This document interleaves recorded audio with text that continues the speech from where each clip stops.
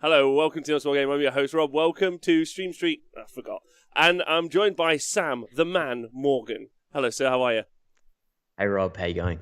Oh, really good. Really good. Very excited about Good, today. Today we're going to be looking at all of the lists from Smorgancon 3. Did I get that right? Perfect. And we're going to be catching up with you, which is also great. So good, man. Yeah. So Too long. It's been way too long. Way too long. Way too long. Have you been keeping well? Catch me up. How are you? How was your New Year, Christmas? How you been doing? Oh, yeah, doing really well. I've done a bit of a purge. All of the toxic elements in my life have been sort of scrumpled up and thrown away. And I'm just feeling $1,000,000. So if you want to just step away from social media for a couple of months, it does wonders for your health, mentally and otherwise. Absolute wonders. Yeah, I deleted Twitter off my phone. I did reinstall it for a reason, and then I've never taken it back off. So I actually have told myself that today's the day it's going back off again. Nice, man. Yeah, I absolutely, I'm with you on that 100%. Agreed. And you sounded really healthy as well. I do follow you on Instagram, being healthy. That's my thing now. That's my little daily motivation, you being motivated. You've been trying to get in shape and get healthy as well, right? Yeah, giving it a crack. So I just keeping a bit of a food journal there, photograph literally everything I eat, chuck it up at the end of the day. My mum likes all the pictures, makes me feel good. So, it's it's a pretty simple life, but I'm enjoying it. I think that's oh, It's a MJ lot Pick easier to is manage than 6 Twitter accounts. It's a significantly easier maintenance. much easier and probably more rewarding ultimately. Can we just say a massive love in the chat to everyone who has joined us live, and also to MJ Pegasus, it's his birthday. He says, I can't think of a better way to spend my birthday. Love a bit of Smorgan, he says. So that big love to you, MJ. Happy birthday. A lot of people are a fan of your background, and I'll just leave that there. I used it for my last week at work, so the 24th to the 30th of June or whatever it was last year. Just good. I genuinely was like, Sam, have you got a new office? And that was the first thought that went through my head. Good. All right. So, with your less time on social media and more time concentrating, how you been feeling about Age of Sigmar, the Marathi stuff? And I love it, dude. Yeah? Game's in a great spot. Yeah, so I've been playing stacks. I'll probably play 3 games a week on the table. Really fortunate that we've come out the other side of our tough lockdowns from last year, and I recently got TTS, and I'm really keen to get some games in. As a rule, I don't think I'll play any Australians on TTS. I want to use it as a way to play against my international Warhammer friends. So, really, really keen to. I've been watching some of your games, your morning games, where you're running the Tempest Sai, and some of the in-game decisions leave a little bit to be desired. But no, it's been good. It's been good. It's been good to watch. I think it was the pre-game decision to take the Phoenixes was the main issue. The Phoenixes and the Gyros are cool, man. I think there's something there. It's just it's very finesse. It's a very finesse army. This whole idea of dropping a stack of mortals in the movement phase is awesome. Yeah, it didn't work though. I tried my hardest, but I can't make that one work. So I'm going to change it up for next week, but not sure on what I'm going to do yet. So maybe from the list that we're going to do today. So Smorgancon is an event, right, that we're going to be seeing. Mm-hmm. Yeah, it's just a little one day. Our club, we haven't been able to have gatherings in my part of Melbourne. So regional Victoria, Geelong and Bendigo have been having events, but we haven't had any. So just with the new year, I thought I would chuck one on. Historically, I would run an event in the lead up to CanCon, and it would just have the CanCon players pack, but there's no CanCon this year. So for anyone that's got events coming up, I've just sort of made the pack as generic as possible. And we've got a heap of guys that are attending either their first or second event, and it's just going to be a really good opportunity for us all to hang out on Sunday and roll some dice. So I'm really looking forward to it. Yeah, I mean, it's structuring it around an event as well, and I also think that this is going to be the shape of Age of Sigmar / Warhammer for the next year, maybe. Maybe more. Yeah. It's going to be these little one-day events, a group of guys getting together, between 10 to 20 guys. There'll still be people pushing for bigger events now and again, but ultimately I feel like this is going to be the way. This is going to be the way we see events run in the future, which is kind of exciting. Like we talked about, just bring the world a little bit smaller for a little while, keep everyone happy, concentrated in your local little area where you can, and then if we all do that, all the areas should get better. That should be the general positive. Okay, yep. So should we check out the lists? Let's do it. Just before we do that, I'll just say something like moderately unique we're doing is that we've got 6 scenarios for the day, and they've been split into 2s, and we're just going to roll a dice before each game, and on a 1, 2, 3 it'll be this, and on a 4, 5, 6 it'll be the other, so the players don't know specifically what the scenarios will be, but as I say, we've got 6, so I'm just going to have a quick sticky beak at what we ended up with. I took the scenarios out of the GoldCon pack, which is Simon Hall's event that I'm supposed to be going to in 2 weeks. His city's just been locked down today, so we'll wait and see. Yeah, we'll wait and see whether I'm able to fly in and whether the event proceeds. But if it does, these are the scenarios. So we've got the first round is either going to be Total Conquest or Scorched Earth, depending on what we roll. The second round's going to be Focal Points or Total Commitment. And the third round will be Knife to the Heart or Forcing the Hand. So there's a couple of scenarios in there that really do affect your build. And we'll see, I think there's only one deep striking unit in the whole event. And that's because, there's the chance that we're going to get the total commitment that comes up. Yeah, that's a good point actually as well. Also, not forcing the hand, Focal Points, which is one in there, which is so key. It's an awful scenario, man. Awful. It's so bad. So yeah. I love this GHB, but they managed to ruin the best scenario from the previous GHBs. It's like, guys, what's wrong with you? Just leave it. It's fine. Don't change it. Highly tempted to just take out the monster rule out of that scenario and just make it back to one of the best battle plans. Takes it from 0 to hero in one roll. So very, very tempted to do that because we already obviously retcon Scorched Earth to flat 2. Yep. So then why don't we just do this as well, ultimately? But, okay, good. That's interesting. I like that you're then trying to build a list that kind of works in some scenarios, even though you're not going to play those scenarios. So instead of knowing ahead of time, it's going to be one or the other. I think that's super cool. Was that Simon's decision for the GoldCon? No, so because GoldCon's a 6-game 2-day event, he's got all 6 of the scenarios. And there's myself and Matt, one of the other players at this event, are planning to go to GoldCon. I thought we'd use it as practice for that. Okay. No, I actually like that as maybe a structure for a 1-day event. I don't know what your thoughts are off the top of your head. Yeah, absolutely. I think it's really cool. It's not my idea originally. I want to credit the original author because he's one of the best dudes. And there's energy and then there's big dick energy. This guy has big dick energy. He's the best dude. His name's Big Dick and he is awesome. He's down in Geelong and he's running DickCon in a few weeks. So very much looking forward to that. Hopefully some of the guys in the chat can make it along to that because he runs the best events. Bellissimo. Oh, Chef's kiss. Yeah. Massive love to Big Dick. Yeah, Big Dick Tricky. Big love to him. I just got to hide it. That's what I've got to do. Right, so let's have a look at these lists then. Let's do it. So I've got them on the screen. They are in. Listen, if anyone wants to complain about the format, feel free. But this is my fault, not Sam's fault. Here they are. So if you want to complain about something we're doing for free and with passion and love, that's on you. You got a bad attitude, dude. Right. Anyway, so big love to all the podcast guys. So we're going to fire through these lists, which is not. We don't have to go. We're not in a rush, FYI. I just meant we're going to look at these lists. However long it takes. Yeah, we got 12. Normally there's more, so actually I quite like breaking this down a little bit, especially some of them are pretty fun. So this one is your list, right? Smorgancon 3 Mixed Death.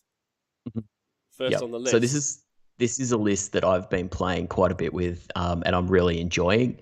Some of the highlights for this list are that I previously had the Burning Head, which I think in all respects. Oh yeah, there's podcast listeners. So what I'll do quickly, Rob, is I'll just run through it so they can't see what's on the screen, can they? Podcast listeners, there's a Necromancer. He's got an awesome spell that lets you fight twice in your turn. So he's the general and he's the master of the black arts, which gives him +1 to cast. There's a Vampire Lord. He's on a horsey. It would be better if he had wings, but the model on the horse looks nice. He's got the Blade of Dark Summon. So what that allows him to do is summon 2d6 worth of wounds. For a summonable unit. So in my army, I've brought along more Hex Wraiths, Banshees, and Blade Geist. Yeah, Blade Geist as the units that I can summon. It could be anywhere from 2 to 12 of those. So typically, you're rolling a 7 or 8 and you're getting a nice little free unit. Then there's 2 Dreadblade Harrows. One has the Cloak of Mist and Shadows. So Cloak of Mist and Shadows is... Randy's item, right? indisputably the best item in the game. Like, it's phenomenal. Just let you do a teleport at the start of both combat phases. You can teleport within 12, so not wholly within. So that's effectively 14 inches for him. Within 12 inches, outside of 3 of your opponents. So you can do a million tricks with that. And we'll get to sort of the battalion that is in shortly. 40 chain rasps. They're just awesome for 280 points. They're summonable, so both the Vampire and Necromancer bring them back. 2 units of 5 Direwolves. They're awful, but unfortunately I don't have Zombies painted. Zombies are 10 points less and I think would be better. 2 units of Hex Wraiths. One is a unit of 20. That comes in at 520 points. A Black Coach, and all of that stuff's in the Death Riders battalion. So the Hex Wraiths, the Black Coach, and the 2 Dreadblade Harrows, they get to fight after they've made a successful charge of a 9 or more on the dice, and they get +1 to their charges. So they're awesome. They get that Nighthaunt army rule, but better and in mixed. And then I've bought an extra command point, and I've brought along the Maelstrom. So for quite some time, I was running the Burning Head, and the Burning Head is just head and shoulders better than the Maelstrom. But one day, Nathan Prescott randomly messaged me about Warhammer. And he was just like, out of the blue. Yeah, he was just like, have you considered taking the Maelstrom? And I'm like, well, this dude never talks to me. So if it's his opinion, like, yes. So I dropped the good spell and I've taken this. So that was good. Based on that alone. Yeah, that alone. And that brings me in at 1930 though, because I always want to triumph when I'm running a 520 point unit that lives and dies by rerolls to hit or rerolls to wound or rerolls for armor save. So I'm loving it. It's an awesome list. It's really strong. Like it's certainly not S tier, but it can beat up a heap of stuff. I think also the joy that you're going to get, like Age of Sigmar as a game is so much fun because of those dice rolls which you can implement in your list. And here you've obviously got that 9-inch charge, which is just exciting for both you and the opponent, right? Like, and then like as you've talked about, the ability to stack both so you can do basically a triple activation from either the Hex Wraith triple activation, yeah, from the Hex Wraiths with there. So you charge, you roll a 9, you get to activate again in the combat phase, and because obviously of the Vampire, is it because the Vampire Lord? Yeah, you get to pile an attack again. So a triple activation. The Vamp just gives you +1 attack on each of those activations. So what you end up with is 363 attacks. Yeah, boy. and half of those can do mortals. Yeah. And yeah, with the rerolls to hit, they're insane. And that's why the Burning Head was good, because reroll once to hit across multiple activations. But it's cast on a 7, and you've only effectively got 1 turn to cast it, because that's your first turn, and then after that, it's not really a viable strategy. So the Maelstrom's fine. Yeah, that's interesting. A lot of people saying in the chat, wondering if you're going for that Triumph there, that 70-point drop. Nah, yes, of course I am. Yeah, yeah, I was at 50, and I thought, 70 is this, like, because 70 is a unit of 5 dogs. I could take 10 Direwolves and 5 Direwolves as my second and third battle line. But no, it's fine. The Triumph is infinitely better than 10 ablative wounds on Direwolves. Mm-hmm. Agreed. All right, sweet list. I like that loads, and I love that you're going to get that opportunity to go absolutely wild with the Hex Wraiths at that point. It's just super fun. Really big. And also, please let us know what happens with that Maelstrom. I can't believe Yeah. I wonder if other people just get random unsolicited messages off Nathan Prescott about spells that they've got in their list. I'm going to ask him later. All right, so then you got John Mack. What do we know about John Mack? John is great guy, great list, top tables. I think that's what we're going to say here. That's all we might say about it. We might say that 10 more times. So John is playing in his first Age of Sigmar event, but he comes from, like the glory days of Gorka Morka, which I think is mid-90s or late 90s. So he's been in the hobby for a long time, but just new to AOS. I played against him recently, and with his Lumineth Realm Lords, and they're stacked with tricks. Like this LRL, I think. This is obviously a book that's come out, and it's been part of a meta for 6 months where there hasn't been that much gaming going on. Mm-hmm. And I think that the headline analysis of Lumineth is that the first or second time that you play them, they're going to catch you out with some of the way that they play. And I think the more times you play them, the more comfortable you'll get and the weaker that book gets. Yeah. So I think if anyone cops these as like, their first or second time playing Lumineth, they're going to have an uphill battle. But if they know how all of the interactions work, and if they know, how to ride out the hero phases, then I don't actually think it's that strong a book. That being said, I love his list. So he's gone down a different sub-faction to what we typically see. And he's taken the one where you get 2 spells per wizard, and they get this spell which halves your movement, but you have to be wholly within 24. So that could be super effective in terms of giving those sentinels extra turns for shooting. So it's, techless. The Cathalar, how do we say that one? Cathalar. The Cathalar, that thing is clutch. That's super important, very important. for the list to work. And then there's just a heap of bodies. So he's got 40 of the Wardens, and then 20 of the Shooters, and then 5 of the Dawn Riders. So there's a good spread of the different battle line units there, and a lot of those are in the Legion battalion. Yeah. That's really good because they're rerolling ones for armor save then, and they can use their Aether Gold to give them +1 to their save. So they're really tanky. Techless cast his big bubble spell to give them all a 5+ after save. It's very similar to the old Hagnar. When the buffs are up, it's super durable. But if you can get into it without the buffs, it dies to a stiff breeze. I think the problem is that like arguably the best unit in that book is the Cathalar. Like.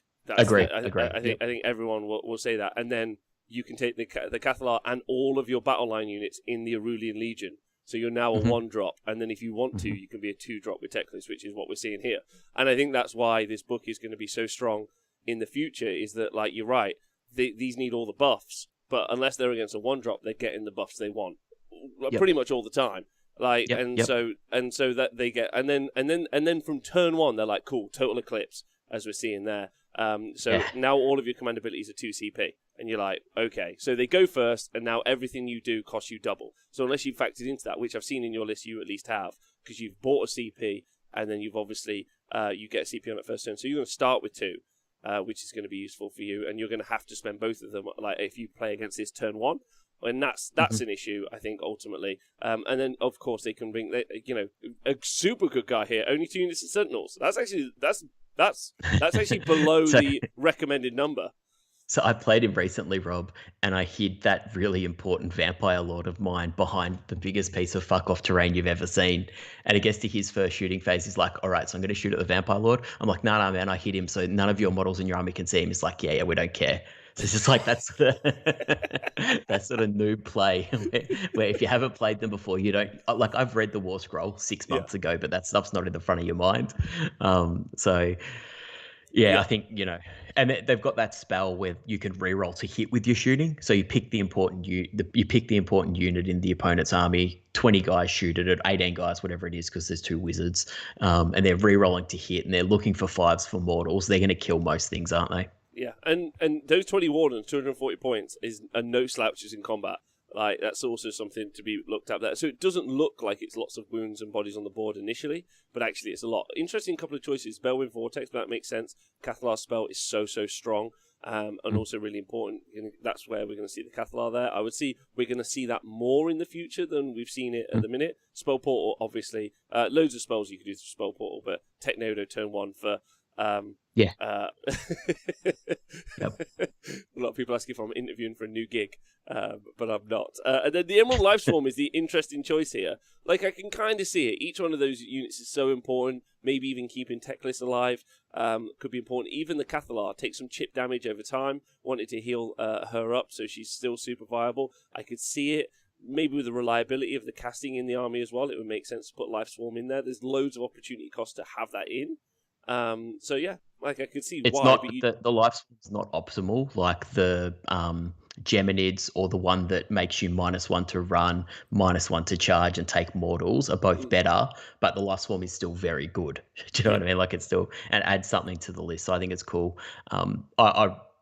I hope I get to play John again. Like I say, he beat me last time. I'd love to have a second crack at this one on the weekend. Yeah, agreed. I think this will be really fun. Can I say thanks to everyone joining us live? Seen Darren's in the chat. Crazy Horse, big love to you. Homish is a Hydra homie, just logging in to boost the numbers. I massively appreciate that. Trying to hit this 100 people a day thing. Awesome. You guys are lovely. So thanks for that. Darren, I see you. Big love. Oh, Stuart, one of my favourite people ever, Iron Gutsman. Big love to you. I need to message you about playing Warhammer on TTS next week, if you fancy it, and kick my ass. Now, this next one, I don't understand at all. Yeah, I don't understand at all. Go on, what's up, Sam? So is this the House of Durthu? This is the House of Durthu, yeah. So this guy is the big dog. This is Hayden 5-1 at CanCon. Sort of struts around club. Is that 2 different clubs? Struts around both clubs. Wow. Yeah, he's the big dog.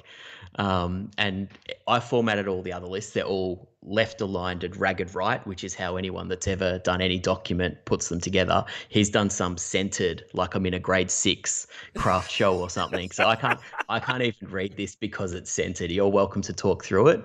You're welcome to unpack the tech, but I'm so disappointed. This really is... Okay. It's a Nalru, Sylvaneth army. He's got Spirit of Durthu. He's got Nightbloom Garland, the Branch Witch.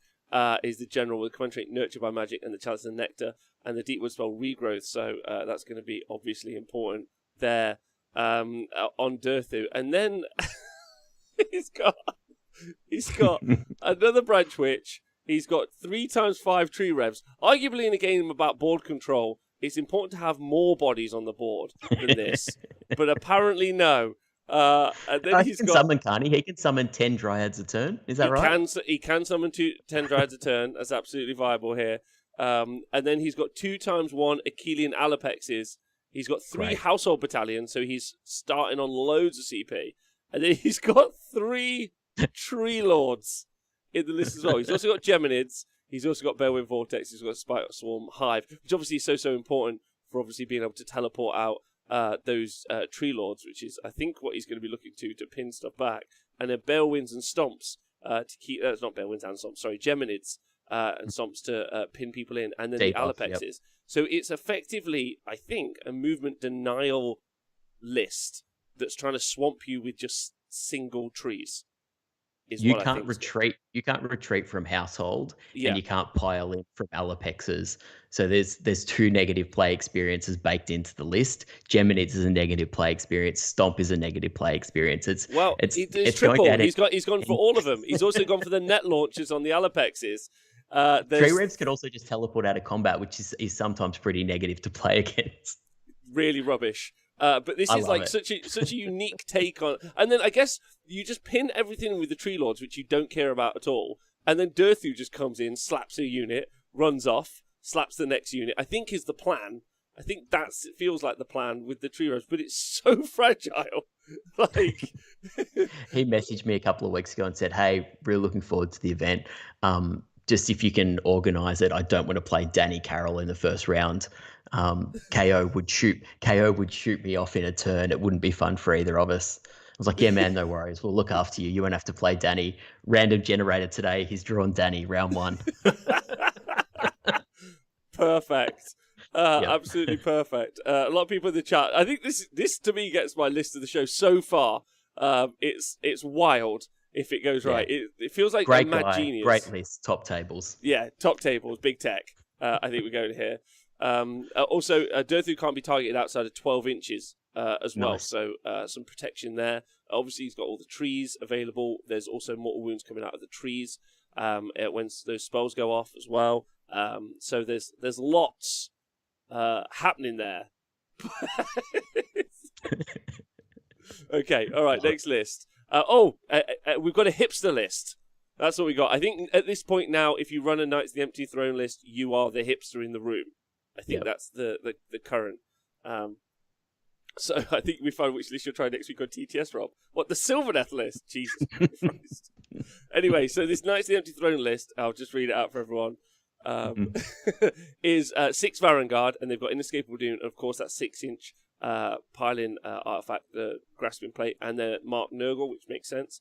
There's Be'lakor, there's a Chaos Sorcerer Lord, obviously with Oracular Visions and... demonic power is going to give rerolls to hit, rerolls to wound, and reroll saves out. is also Mark Nurgle. We've got the Mask of Darkness, which is the teleport. And you've got the Chaos Lord. I actually don't know what the Gravesand Brooch does. Chaos Lord. Reroll runs for armor saves. That's good in this list. Oh, perfect. Keep him alive.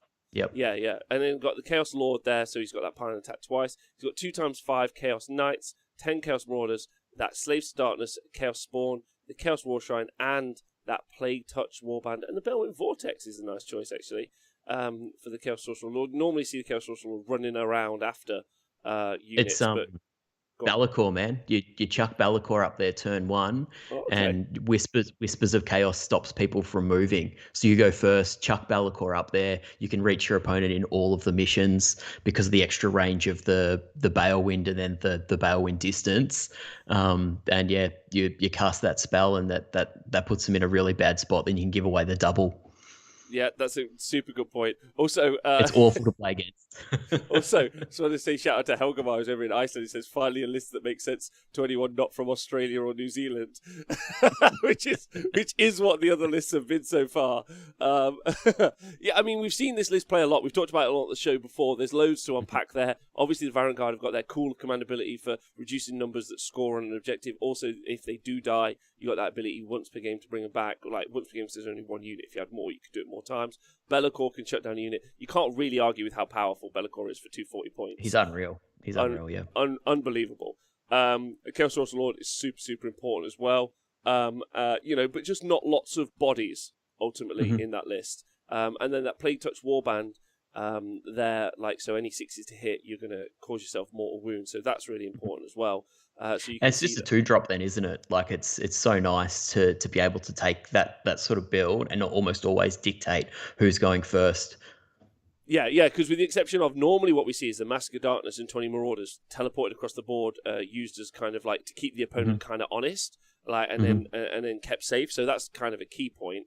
However, that isn't in this list. They're not available there. So that Mask of Darkness could be on the Chaos Knights. So being able to pin stuff in and give them reroll saves. A little bit worried about just the volume of wounds there that might just get picked off because you could just super bully that Vanguard unit. But they're as survivable as you can make them, basically. And they charged into my 20 Hex Wraiths, and my Hex Wraiths kicked the shit out of them. 363 attacks later. You're like, do we really have to go through this? Like, yeah, every single dice roll, let's go. Lucky you've been working out, because that's a lot. Right, the next list. Can we just quickly say, Rob, Will is the president of our club, and he's built it from nothing. And it's just an awesome place to play Warhammer now. So big love to anyone that's a community member that gets out there, and that they do things selflessly and they don't need to pat themselves on the back. And he's just done an awesome job. So both big love to Will and shade to other people at the same time. Well done, Will. Well done. You're a legend. Claps. Can we get claps or emotes for Will in the chat, please? Also, Brendan Doughty says, I think I've got that right, or Doherty. Sam, if you run Smorgancon for the next 6 months, I promise I'll finish my ogres. Oh, awesome. There you go. So, well done, Brendan.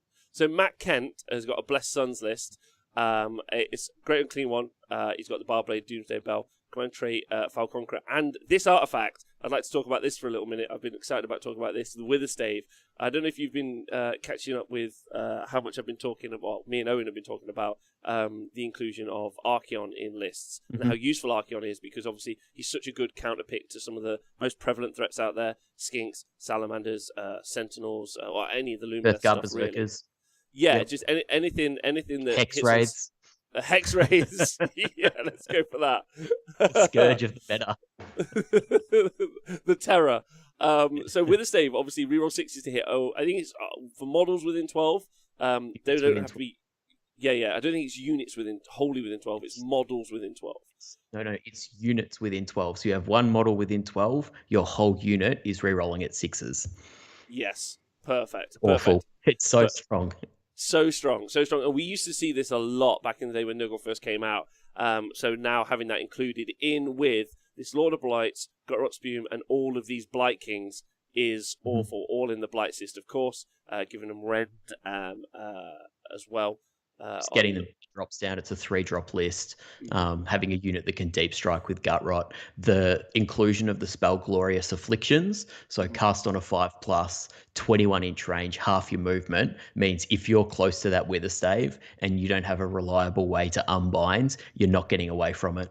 So he can trap you in there as well. Great spell selection, really strong list. I anticipate this will win the event. And I anticipate this will do really well up in GoldCon as well. I think it's 220 wounds. Like, it's just unreal. It's unbelievable. Yeah, those Blight Kings are arguably just too cheap at the end of the day, which is why you see this. But like, you can't blame the players for that. Like, it absolutely makes sense. And also, I mean, the man's painted 45 Blight Kings. Good on him. Like, that's not easy. That doesn't take 2 minutes. That's quick. That's a lot of lads to paint. So. And I think also he's more your sort of dip. He's more your sort of dip bloke than your paint bloke. I don't anticipate Matt's done too much brush work. But yeah, I think also a good point to point out, thanks Owen in the chat, is that we've sometimes seen blocks of 20 Blight Kings or even 15s, but I think these 10s are fine. And it also gives him a little bit more option for where he's going to put stuff on the board. Like you say, he can obviously deep strike with Gut Rot Spume unit. But if he wants to put out those 3 10s, it's harder to pin them in. It's harder to lock them in. It's a little bit easier for like Battle Shock stuff as well, so that's useful. So yeah, great list. A couple of things about Blessed Sons as well. When those Blight Kings die on a 2+, they do a mortal to you, and there's 45 of them, so that's significant. That's 22 mortals your army's potentially taking, and they get 1 automatic run of a 6 per turn for free. So with the trees, they can run and charge. So they're actually super, super fast. Yeah, it's crazy fast. And also the important point here for everyone, because Steve's in the chat, and Steve's been away from Warhammer for a little bit. So if you just like kind of get back into Age of Sigmar or whatever the situation, Blight Kings are so popular now because of how cheap they are. They got cheaper and cheaper over time. So if you're like, I really fancy 45 Blight Kings, maybe just have a think, because we have heard the FAQ now is only a few weeks away, which might see some points changes. Big thank you to Fraun for donating some gift subscriptions in the chat. That's very lovely of you. Thanks so much. Right, so that's the Nurgle list. So yeah, just be conscious of that. Right, now Nathan Thompson in the Vorstag list is what do we know about Nathan? Great guy, great list. Great guy, great list, top tables. Nathan's one of the Geelong guys. I'm not going to say they're our sister club. They're more like, like little brother, but annoying little brother. They're our annoying little brother club. And we like to go down there and stomp face. So he's brought a strong list up to our event, and let's see how he can sort of go with that one. I've actually drawn Nathan in the first round. So if anyone in the chat or yourself want to unpick the tech for me and let me know what I need to look out for, that would be great. The one comment I would make about his list is he's maybe the only Fire Slayers player in the whole world who actually tells you who his Lords of the Lodge HGB unit is on the list. I hate when there's Hearthguard Berserkers with 2 different weapon options and it's not called out in the list, and they clearly just chop and change from round to round. That's the thing I hate more than anything else about Fire Slayers. That's actually a really good point. I hadn't even really considered that. Because you're right. Because of course that's actually a solid point. It makes a massive difference. Massive difference, and I hadn't really thought people might chop and change. I gave people more credit than that. So if you've done that, fuck you, and if you haven't done that, well done. Right, I mean, there isn't really much to unpack effectively. What you really have is everything almost work in a bubble, although there's a double Magmadroth. So, dude, there's a triple Magmadroth. Oh yeah, the triple Magmadroth. Okay, and this is the lodge where you get to run and charge, and in the first turn, all your run rolls are 6s. So he has nothing deep striking. Yeah, no, well, it's because that's not. I wouldn't say that's how they. Would you say that's how they play now? I don't know. Maybe sometimes. I think really it's just about those Hearthguard Berserkers. You effectively just get to always strike first and fight twice, don't you? So they just run into the middle and then they just control they just project power from the center. That's all they do. They run and they're like, are you going to hit this? Also, if you hit this, I go first, and also I go twice. And you're like, not in this list though, because they don't have the I strike first command ability. So Vostarg has run and charge. Is that Hermdar? Yes. Yeah, that's right. Hermdar. Run and charge. So he's gone with the double Rune Smiter on Magmadroth, and they both have an ability which is +1 save until your next hero phase. So he can get his army with the Battlesmith and those up to maybe like a 1+, a 2++. Yeah, you can get his stuff up to a 1. They get up to a 1+. And as maybe a 0+ in combat for the Volkite Berserkers if he's able to find a couple of chunky bits of terrain, which our club does have. So you can be super tanky, and you can also be really quick at projecting power in this list. Right. Yes. I won't lie. I kind of glassed over this because I hate Fire Slayers so much. Me too, man. Like when I drew him, I like Nathan as a person, but I was like, oh man, it's Fire Slayers. This is the fucking worst. But Triple Magma's is at least cool there. Yep. And so I apologise because honestly, I literally just saw Fire Slayer. I saw Uru, and I just went down and went Lords of the Lodge, and I just scrolled down more. I was like, I can't be arsed. That's on me as an analyst. I apologise, everyone. That's some internal, because they're not the real Fire Dwarves. Is my problem, Sam? They're not the ones that I want. So you think Iron Drakes, Gyrocopters? None of those. Obviously, Chaos Dwarves. R.I.P. forever and ever. Yeah, okay, yeah, sweet. Obviously, it's about the Hearthguard Berserker unit, right? Like, but then if you hit that, like, you're not going to do anything to it. Yeah, I think I'm going to try and kill all these characters. Unfortunately, I don't have shooting. Otherwise, I'd just shoot the characters. that would work. But it looks cool. All right, big shout out to Nathan. Danny plays list on the screen here. Let me just make sure you guys can see it. Some interesting list here. Hey, Danny, please send through your list in exclamation marks. 5 frigates. 5 times 10 It's arms. a day late as well. He's minus 1,000 tournament points already. A dirigible boy with Grudgebearer, navigator with some shit. With the bomblets. Nav has the Ziflin staff. Good. All in the Iron Sky attack squadron. Sweet. He's got 5 frigates. Oh my god. Okay. All right. So, what to unpack here? Danny Plays is a beautiful man. With the body, I would rub oil all over.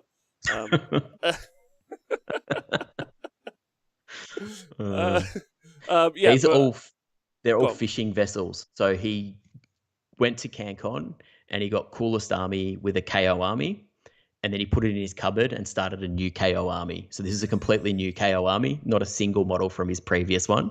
No, it's and they're all wharfies and they're fishing boats. And it looks so cool. He's combined the Orc, Orc Workshop, Orc whatever it is, the Orc shop, Docks. Yeah, he's used that stuff, and it looks so cool. So that's good. We'll see some pics online. So yeah, there's not tons to unbreak there. Like effectively, it's Ziflin. He hasn't taken Spell in the Bottle, which is the important part. So like I think that's good. He's got bomblets, which are really fun. Going to be able to keep trying to do those mortal wounds, which I think is super cool. I think he's going to put all the arcs in the frigates as well. No, they can't go in. Maybe. No, sorry. I think that Navigator is clearly a hard counter to my Hex Wraiths. He's put it in for that reason only. That wouldn't surprise me at all. And we play in Australia the actual rules, so you can teleport and then they can leave the boat using the Iron Sky attack squadron. So I know sometimes in online events or whatever they say you can't do that, but we just follow the actual rules as they're written, as are intended by God and Games Workshop. There you go, Owen. That's answered the question for you. Because he asked the question in the chat. I don't know if you saw that. No, I don't have the chat open. Listen, Danny Plays probably one of the most competent KO players in Australia based on results last year. Yeah, he was the highest placed KO player at CanCon, which is the only event with this book. So you'd have to say so. Interesting, they didn't ask him about his feelings for the article on KO. Ultimately, well, they did, and he asked them if they knew any good dealers in Nottingham, and surprisingly they didn't reply. Dave Fraser, thanks for subscribing, big love. All right, so listen, we can talk about that. I mean, it is what it is at the end of the day. It'll be fun. I think, the matchup dependent, he could easily go 3-0, but it wouldn't surprise me if he's 1-2 as well. Yeah, it is super matchup dependent for KO in some situations, and it's not like this hyper setup KO list that we can sometimes see. ultimately. Yeah. So there we go. So then Arthur Vulgaris. Is this his real name? Is this Arthur from South London Legion, Arthur? But also your club, Arthur? Yeah. Oh, nice. Yes. He's awesome. Great guy, great list, top tables. But also, we've seen this list. He's been playing this list at the TTS event, the Fat Middle. And I asked him some questions about this afterwards. So to run you through the list, everyone. Arch-Cavalos Xantos is in Mortis Praetorians.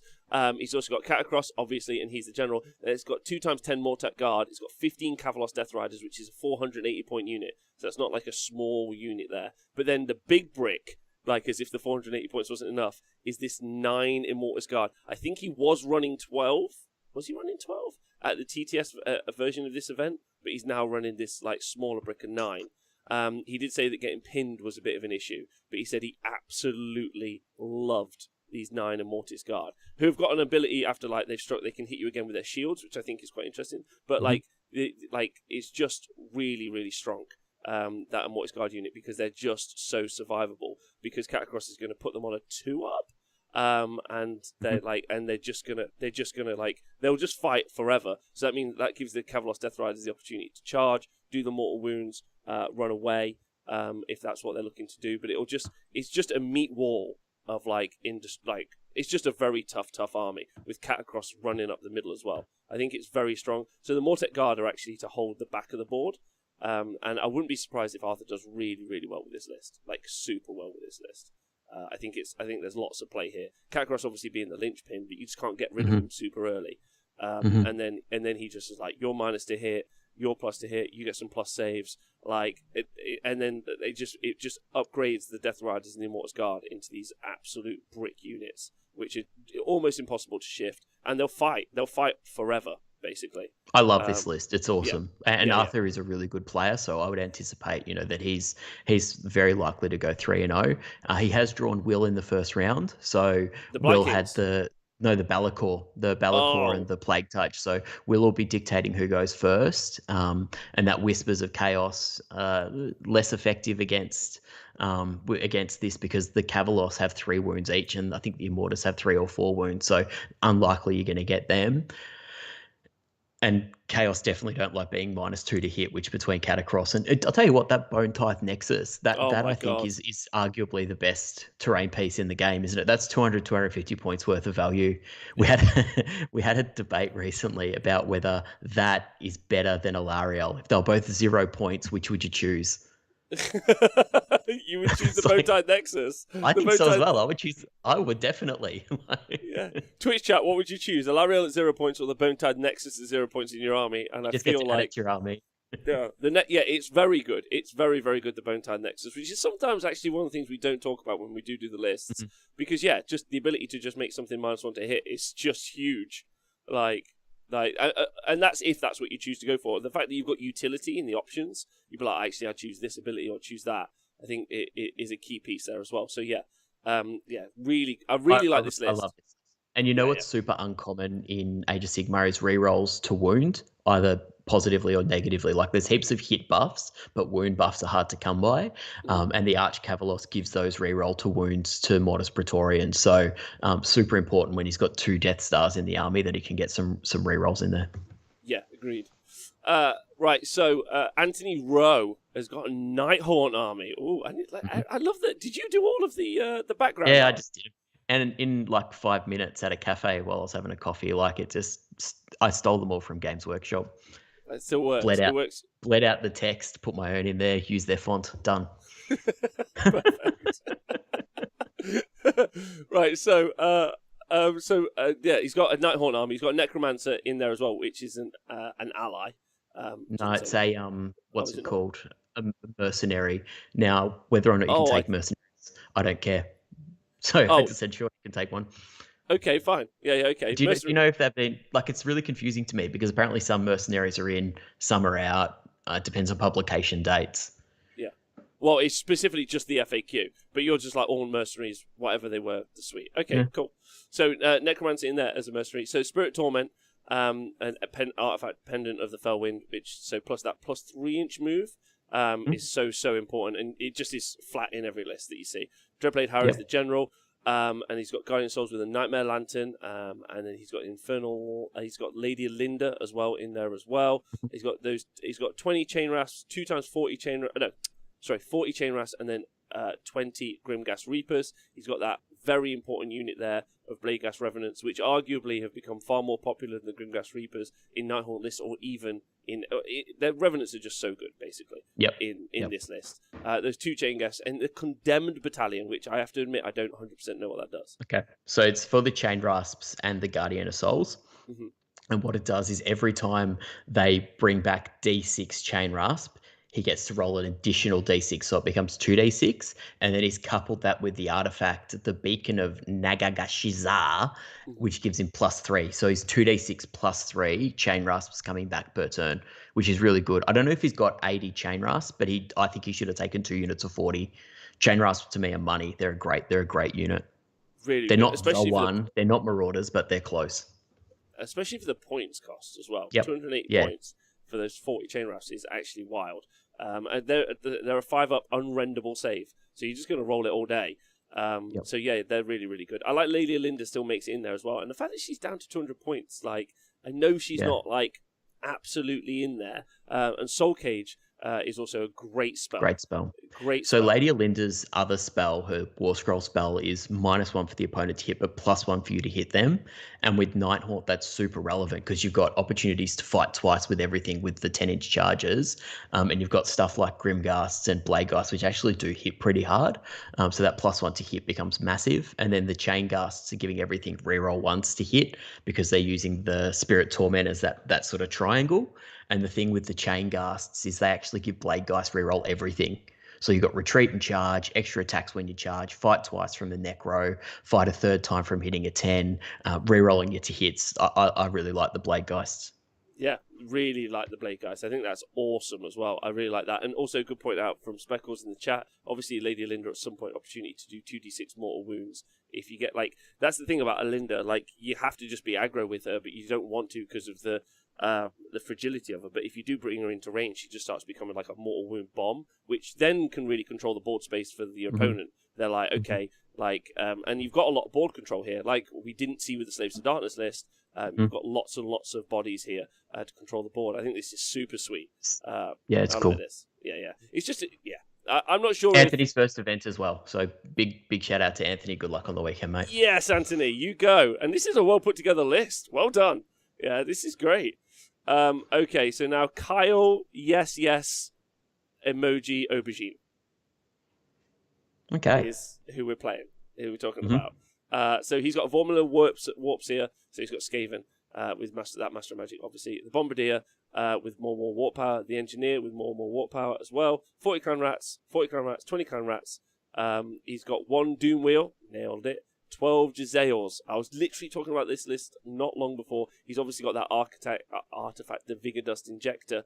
And he's got Geminids, which makes sense. Quicksilver Swords, which makes sense. And Vermintide, which you don't see as much. And he spent that extra point on that extra command point. You got any thoughts on this list, Sam? I think those Jezzails, like screened by 100 Clan Rats, can kill the world. They're really, really impressive. The Quicksilver Swords is a bit of a baller choice if you're in a Chaos army. Like if your opponent gets the turn and then they come back and they get you on 5s, and we're playing in, like, it's in the realms. We just play out of the GHB, so you roll off for realms at the start. So you could get, realm of, what are they from? Metal? Metal. Yeah, metal. So you could get 15 dice wounding you on 5s, going through your own Skaven stuff, which would just be pretty funny. Well, I think the thing about it is that, like, the army, the parts of his army that are going to be aggressive. So like the Warpseer. We'll ignore the Engineers and Bombardier for a minute, and the Clan Rats. Like, none of the, they care. Like, the Warpseer will care about taking all of those hits from the Quicksilver Swords, but then the Clan Rats really don't, because those Warplock Giselles are never moving. So they're at the back of the board, and really they're the fragile unit. You don't want to be hit by it. So everything you're moving forward, so unless you get near the Verminal Warpseer, you're just hitting Clan Rats, and he probably doesn't care about taking the mortal wounds on the Clan Rats. So I think because it's such a good spell for 30 points. It's awesome, man. If it doesn't hit you, like, it's so good. Nathan takes it all the time, and it triggers me so hard. It's like, because I just get scuttle-tied and then fucking swords, and I hate it. So it's very, very potent, ultimately. And then, like, the Warpseer is super strong.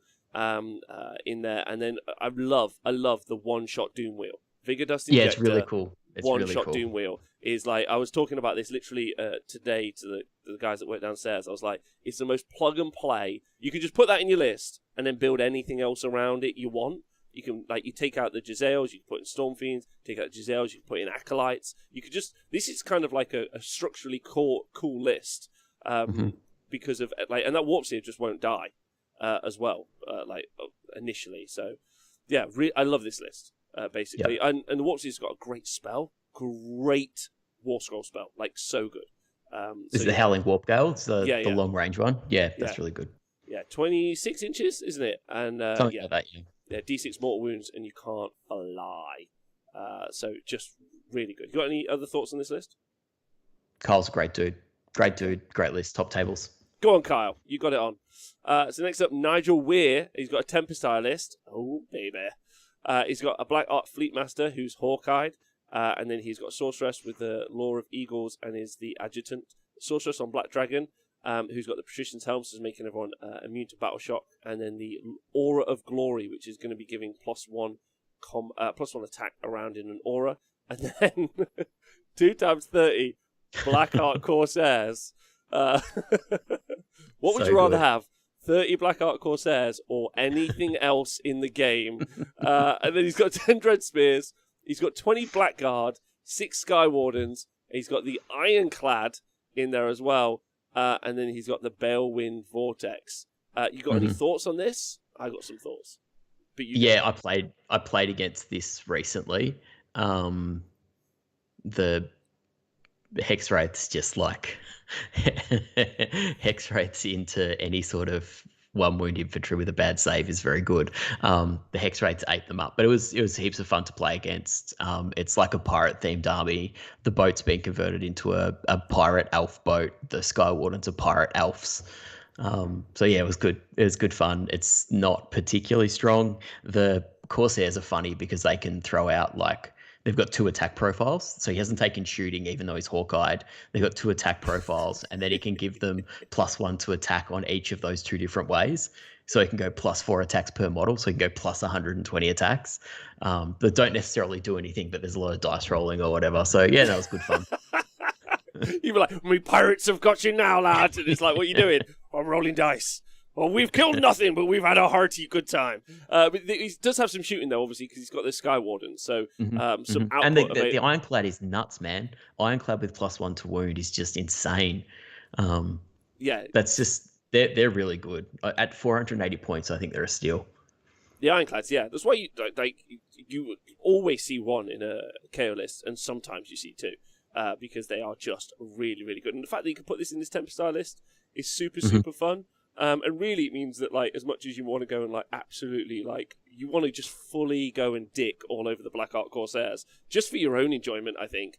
Like, you gotta try and deal with that Ironclad who's running around. Sorceress on Black Dragon as well is an interesting choice, ultimately, but it's a big wound character that's fast that will be able to, like, sit around the Corsairs ultimately. Oh, that's the other thing in Tempest Eye. Tempest Eye obviously gives you +3 to your movement, +1 to your runs, +1 save in the first turn. So it starts to get pretty durable. Corsairs are +1 save against shooting natively, so they've got a fair bit of durability. The Blackguard are actually surprisingly good. I think 2 units of 10 Blackguard as support units in cities generally is not the worst idea. Obviously, as soon as you do comparative analysis, they're worse than Phoenix Guard. They're worse than Great Swords, but they're actually just fine. In and of themselves as a unit, they're fine. Agreed. Like like you would arguably take Blackguard, especially on those 25mm bases. You would take them in many other armies, and exactly. with Aura of Glory around them, they genuinely have got some viability to them, which I think is super fun. And then, as you've said, that plus movement early and that save, you can get into the mid board quick. Or if someone tries to alpha you, you're at least a little bit more. It's just on. So you're just there. Yeah, because they've got a 4-up save, and they get run and charge from the Sorceress. So yeah, there's a heap of stuff with them that you can do. I think that's actually a surprisingly punchy and surprisingly durable unit. And it's interesting. Because the city's book is so broad, there's a heap of units that are overlooked or just outclassed within their own book. But that doesn't necessarily mean they're bad. So that I think they fall firmly into that category. Yeah, agreed. Yeah, I think City's book is still such a great book. You've the matchups are all done as well. Are they not? Mm-hmm. I'll just pull them up. So we've done 11 lists there. We're waiting on one list from Ryan. I'm very excited to see what he turns up with because who knows? Who knows? Is Ryan known to do some crazy lists? No, he's a pretty down the line kind of guy. Okay. But it's just we don't have it yet. So he's like 2 times 40 skinks, Fangs Tech, Croak. Oh, fuck off! I hope not. That's a destroyer of fun. That list. That's just awful, isn't it? All right, here we go. So on the top table, we've got the oh god, I've just seen we've got 60, the might of 60 Black Ark Corsairs coming up against 45 Blight Kings. So I think we can I think we can call that. I think we can call it. I don't know.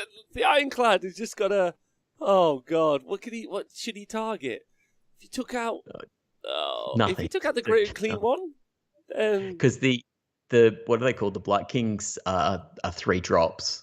And the ones that teleport onto the board get +1 to their charge because Blight Kings just get +1 to their charge. So they only need to hit an 8, and you could have 10 Blight Kings in the whole army and just bog him down. Anyway, I think we'll give that one to Matt. We predict Matt wins that one. Well done, Matt. Congratulations. The second table. The second table is the most interesting. So Will with the Varangard versus Arthur with the double Death Star. I'm going to call it triple Death Star because Catacross can fight. Oh yeah, Catacross absolutely. Run up the board and just beat down. That's how Welfare's been playing him. With admittedly mixed success. I think he went really poorly at an event recently, but otherwise he's been going okay. Catacross can fight. So Will with Balakor and the 6 Varangard double fighting and stopping you from retreating and piling in 6 inches versus Arthur with the double Death Star. That's the most interesting game of the round for mine. That is very interesting, especially depending on how those Be'lakor rolls go, like for Arthur. Ultimately, it's going to be super interesting. And which he choose, Death Riders or the Immortis. The Immortis are like an unknown quantity as well because they're very rarely ran. So like that's going to be a super fun game. Yeah, I'd love to watch that. Yeah, like that one. Table 3 is myself versus Nathan and the triple Magmadroth. We are both 6-drop. And I think we both want to go second regardless of the scenario. So that's going to be interesting to see who wins the roll-off. Yes. And also who wins the roll-off for which realm we're in. So the first roll-off obviously is what realm you're playing in. And that opens up some stuff for my list more so than his because I just have so many command points. And then the second roll, obviously, who's putting the unit down first is massive. So we'll wait and see. I picked myself. I think I'll probably table him turn 2, but we'll wait and see. I'm saying like maybe bottom of 1, but like we'll see how it goes. And then on table 4, we've got Ryan with the mystery list versus John with Techless and Friends. Oh, definitely Techless then. I think so as well. Ryan's a late no-show unless he ends up turning up with the other half of the Lumineth book. Maybe that's what he's doing. There's a mirror. Just have exactly the same list. 2 Techlesses Spider-Man in each other. Table 5, we have the marquee matchup in terms of the 2 biggest roosters in the club. And it's just a cock-off. So we got Danny versus Hayden. And it's going to be interesting to see who comes out on top there. Hayden with his triple Tree Lord and Danny with his 5 frigates. I mean, I'm not going to lie. All of my love and heart is in the triple Tree Lord list now. It's where my heart rests. If that pulls out a 3-0, expect a long and lengthy show, interview series. Maybe I might even ring his parents and just be like, tell me how he became such a person. Because that's exciting. I'm looking forward to that. And then table 6, we got Kyle with the Skaven, so 100 clan rats versus Anthony with the Nighthaunt, 100 ghosts. So that's going to be super interesting. My thoughts are that having played a fair few games with Death now, the characters are crucial, and Jezzail's just take the characters straight out of the game. It's a really big uphill battle for Anthony. It is. Although there's no replay, so if Anthony can get quickly enough into the and they're going to be immune to battle shock, but if they can get quickly enough into the clan rats, then potentially he could just absolutely reduce his ability to score. Yeah, you could lose your characters, but if you could just... Because really, the strength of the Nighthaunt list, like we've talked about, is ability to summon and put units back in, models back into those units, but it's fast, and if you can get in there fast and just wipe the clan rats out, there's no other bodies in the Skaven list. So, like, that would be the play. And the Verminlord's only got okay output, and then, yes, the Giselles will keep firing away, but you could even go swamp the Giselles eventually. So, that's really interesting as a matchup, depending on how it goes. But you're right. You're absolutely right. Those characters are struggling. So I'm going to give it to the Nighthaunt because I want him to get in there. And if he gets in there, maybe. We'll see. Nice. And then what about for the event overall? What's your pick of the lists? I mean, the Blight Kings is just so strong, isn't it? Like it's just obnoxious. The Blight Kings and the Fire Slayers are strong. For the whole event, I want to see what happens with Arthur and the Mortis Praetorians, because I think he's been playing that a while, or at least a couple of events. So I'm going to go for... And he's good. He's a really good player, so it's, yeah. I think my head is like, it's going to be the Blight Kings. But like outside pick, so head Blight Kings, outside pick Arthur, because I'd like to see how that... see if it does the job. We'll see. I don't know. What about you? I think the Blight Kings. That's what my head says. I would love for the Sylvaneth to win, because I think Hayden, like next club meet, he wouldn't be able to get his head through the door. He would just be so puffed up. He'd be feeling himself, as the kids say. So that would just be so cool. Yeah, no, I agree with you absolutely. That would be a great outside pick as well, obviously. But like I've said, if he does win, he basically gets to take over the show for a day, talk about whatever he likes. So yeah, that's going to be really fun. He's into some really depraved stuff, so maybe just put some caveats around what he can talk about. Let's put him and Nathan on the show. It's like, you guys carry on with whatever you want to go. You weirdos can listen to these two. Well, Sam, thanks for coming on the show and talking about all this amazing stuff. I hope you guys have... This is tomorrow, right? You're tomorrow. No, we're on Sunday. Sunday, so 2 days away. Okay. Well, we if you guys are listening now, we are going to... Me and Owen will be talking about it on Monday at least, for like the events wrap-up show, which will be super fun. But like, let us know like any details and stuff. I think it's going to be... It looks like a super fun event. I can't tell you how jealous I am that you're getting to play Warhammer. Like deeply, deeply jealous, but that's fine. I hope you guys have a great time. Where's it being held? We're out in Ringwood, so we're at a place called Games Portal. And I should quickly shout out, we've got a sponsor, Craftsman Wargaming, who have done some great prizes for us as well. So shout out to them. Okay, yeah, big shout out to those. All right, well, great. I'm glad you guys are playing Warhammer. I know everyone in the chat seems jealous. Some of the chats, Bane Nothos thinks Tempersar is going to win. Helgamar thinks Saves to Darkness are going to win in there. So I think Dwarf Penguin thinks Lumineth. Lumineth's got the bet. Lumineth is super strong. Lumineth's got a good list as well. And Brendan Doherty says, Brendan Doherty says Triple Tree Lord is going to rip arseholes, which I agree. Wow. Well, thanks, Sam. It's been a pleasure. I can't wait to talk to you again soon. Thanks to everyone listening live. Thanks to everyone on Patreon who listens to the podcast and stays hydrated. And thanks to everyone who has joined us live. Don't forget to join me tomorrow. Everyone have a great day. Look after yourselves. See you soon.